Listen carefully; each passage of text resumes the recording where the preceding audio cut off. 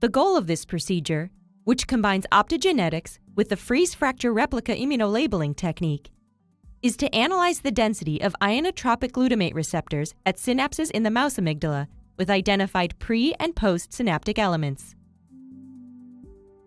The high reproducibility and versatility of the freeze-fracture replica immunolabeling technique, when combined with optogenetics, offers a very powerful approach for the correlated analysis of the structural and functional properties of synapses.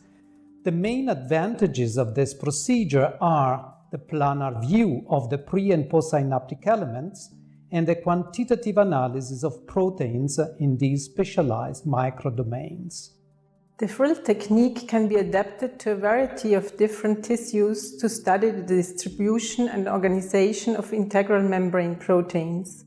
Generally, this combined optogenetic FRIL approach is challenging for beginners because of the large range of different apparatus and machines required. Visual demonstration of this method is critical, as some of the steps are difficult to learn, such as fracturing and replicating frozen specimens.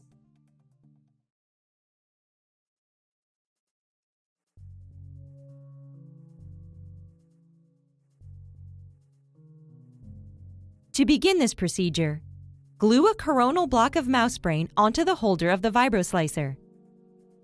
Orient the tissue block so that the neocortex faces the vibrating blade. Next, slice the coronal sections containing the amygdala at a thickness of 140 micrometers in 0.1 molar ice-cold PB, and collect them in a 6-well dish in the same buffer.